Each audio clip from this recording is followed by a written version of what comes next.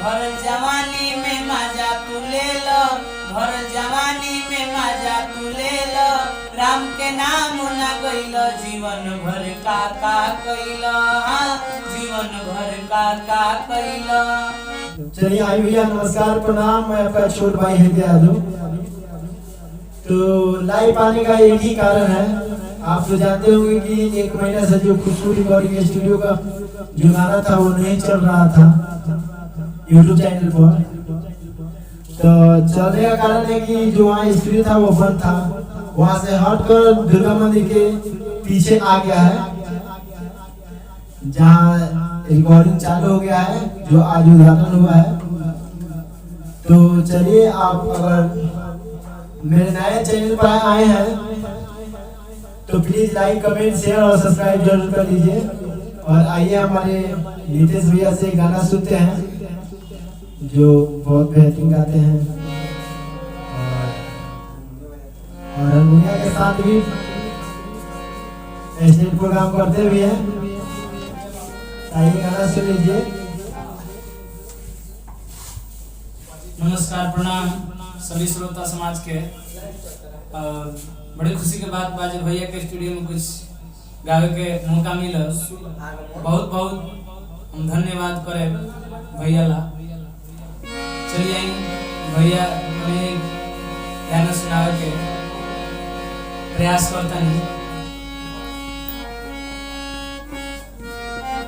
बालापन खेले में बितैला, बालापन खेले में बितैला, राम के नाम न गइलो जीवन भर का कइलो, हाँ जीवन भर का कइलो। आइल जवानी तोहर करेल सबसे मनमानी, आइल जवानी तोहर करेल सबसे मनमानी, भर जवानी में मजा तू ले लो, भर जवानी में मजा तू ले लो, राम के नाम न गइलो जीवन भर का कइलो, हाँ जीवन भर का कइलो। पाके मानुष तन करेला गुमान हो, धर्म के काम को न कर कबो दान हो।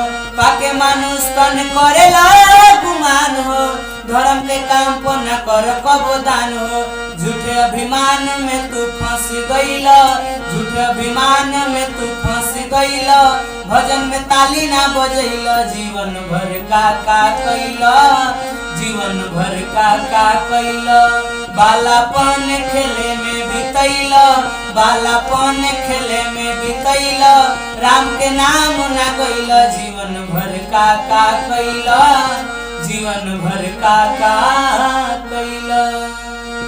नमस्कार प्रणाम। जौन भी गलती सही भइल होखे ओके कमेंट में बतावल जाई, वो गलती के सुधार कइल जाई। रउआ सबन ए फेसबुक पेज के फॉलो करी, शेयर करी, लाइक करी, कमेंट करी। रउआ सबन के हमनी छोट भाई रउआ सबनी के चरण में बार बार प्रणाम बा। स्टूडियो में गावे के मौका मिलल बा, पहली बार हम गइले बानी आज। तो बहुत बहुत धन्यवाद भैया के जे बोलैनी हमरा के।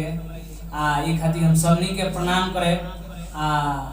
आगे तो रउआनी की इच्छा जौन बा, श्रोता समाज जेकरा के चाहेला उहे आगे रहेला। तो धन्यवाद।